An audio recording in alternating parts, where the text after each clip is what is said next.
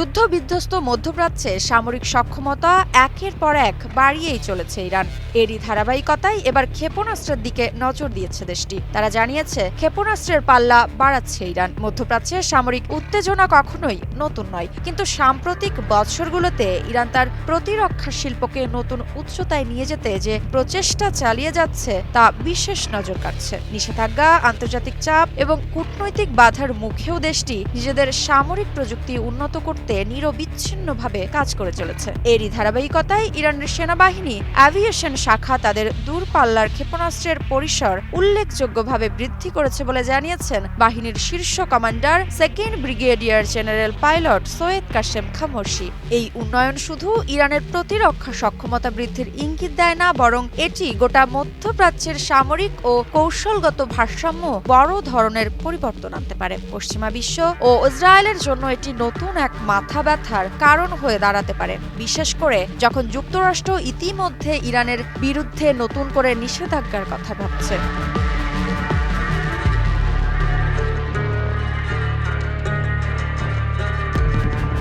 সেনাবাহিনীর অ্যাভিয়েশন শাখার কমান্ডার খামোশি জানান, ইরান তাদের দীর্ঘ পাল্লার ক্ষেপণাস্ত্রের রেঞ্জ বাড়িয়ে নতুন এক পর্যায়ে নিয়ে গেছে। আমাদের প্রযুক্তিগত উন্নয়ন উল্লেখযোগ্যভাবে এগিয়ে গেছে এবং শীঘ্রই এই উন্নয়নের আনুষ্ঠানিক ঘোষণা আসবে বলেও জানান কমান্ডার খামোশি। এছাড়া তিনি আরও জানান, 2025 সালের মার্চ মাসের মধ্যেই ইরানের সেনাবাহিনীর অ্যাভিয়েশন বিভাগ 1000টির বেশি জটিল ও উন্নয়ন সামরিক যন্ত্রাংশ উৎপাদন শুরু করবে। এটি ইরানের প্রতিরক্ষা খাতের স্বনির্ভরতা আরও দৃঢ় করবে এবং ভবিষ্যতে সামরিক উন্নয়নের পথে আরও বড় পদক্ষেপ নেওয়ার সুযোগ করে দেবে।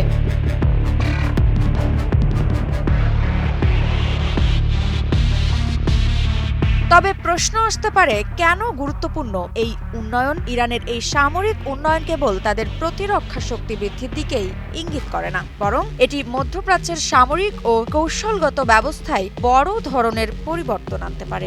কয়েকটি গুরুত্বপূর্ণ দিক হলো, মধ্যপ্রাচ্যের সামরিক ভারসাম্য বদলাতে পারে। ইরান ইতিমধ্যে ইসরায়েল, সৌদি আরব এবং যুক্তরাষ্ট্রের সঙ্গে প্রতিদ্বন্দ্বিতায় রয়েছে। নতুন দূরপাল্লার ক্ষেপণাস্ত্র উন্নয়ন তাদের সামরিক অবস্থানকে আরও শক্তিশালী করবে, বিশেষ করে উপসাগরীয় অঞ্চলে। যুক্তরাষ্ট্র ও পশ্চিমা বিশ্বের উদ্বেগ। যুক্তরাষ্ট্র ইরানের ক্ষেপণাস্ত্র কর্মসূচিকে দীর্ঘদিন ধরে একটি হুমকি হিসেবে দেখে আসছে। এই উন্নয়ন যুক্তরাষ্ট্রকে ইরানের ওপর আরও নিষেধাজ্ঞা আরোপের দিকে ঠেলে দিতে পারে কিংবা নতুন কৌশল নির্ধারণে বাধ্য করতে পারে। এরপর রয়েছে ইসরায়েলের নিরাপত্তা ঝুঁকি। ইসরায়েল ইতিমধ্যে ইরানের সামরিক শক্তিকে তাদের জাতীয় নিরাপত্তার জন্য বড় হুমকি হিসেবে দেখে আসছে। নতুন এই অগ্রগতি ইসরায়েলের সামরিক পরিকল্পনার পরিবর্তন আনতে পারে, এমনকি তারা প্রতিরোধমূলক সামরিক হামলার কথা ভাবতেও পারে। এরপর আসে স্বনির্ভর প্রতিরক্ষা শিল্প। পশ্চিমা নিষেধাজ্ঞার কারণে ইরান দীর্ঘদিন ধরে প্রযুক্তিগত সীমাবদ্ধতার মুখোমুখি, কিন্তু দেশটি যে স্বনির্ভর হয়ে উঠেছে এই ঘোষণার মাধ্যমে তা আরও স্পষ্ট হলো। এটি ইরানের প্রতিরক্ষা খাতের দীর্ঘমেয়াদী সক্ষমতাকে বহুগুণ বাড়িয়ে দিতে পারে।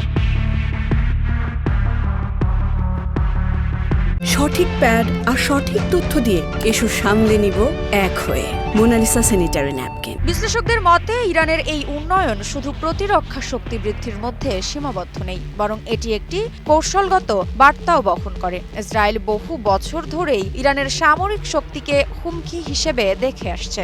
এই উন্নয়ন ইসরায়েলকে আরও আগ্রাসী প্রতিরক্ষা কৌশল গ্রহণ করতে বাধ্য করতে পারে। ইতিমধ্যে ইসরায়েল বেশ কয়েকবার ইরানের সামরিক স্থাপনায় গোপন হামলাও চালিয়েছে। এছাড়া সৌদি আরব ও সংযুক্ত আরব আমিরাতের মতো উপসাগরীয় দেশগুলোও ইরানের সামরিক সক্ষমতা নিয়ে শঙ্কিত। তারা নিজেদের প্রতিরক্ষা বাজেট বাড়াতে এবং পশ্চিমা শক্তিগুলোর সঙ্গে আরও ঘনিষ্ঠ সামরিক সহযোগিতা গড়ে তুলতে পারে। এদিকে যুক্তরাষ্ট্র দীর্ঘদিন ধরে ইরানের ক্ষেপণাস্ত্র কর্মসূচির বিরুদ্ধে অবস্থান নিয়েছে। নতুন এই উন্নয়ন তাদের আরও কঠোর নীতি গ্রহণে বাধ্য করতে পারে। ইরান ইতিমধ্যে রাশিয়া ও চীনের সঙ্গে ঘনিষ্ঠ সামরিক ও অর্থনৈতিক সম্পর্ক গড়ে তুলেছে। যদি পশ্চিমা বিশ্ব ইরানের ওপর আরও নিষেধাজ্ঞা আরোপ করে, তবে ইরান হয়তো আরও বেশি করে রাশিয়া ও চীনের দিকে ঝুঁকতে পারে। আবার ইরানকে থামাতে গোপন বৈঠকে জাতিসংঘ নিরাপত্তা পরিষদ, বিশ্ব রাজনীতির মঞ্চ আবারও হয়ে উঠেছে সরগরম। ইরানের পারমাণবিক কর্মসূচি নিয়ে এবার বেইজিংয়ে এক গুরুত্বপূর্ণ বৈঠক, যেখানে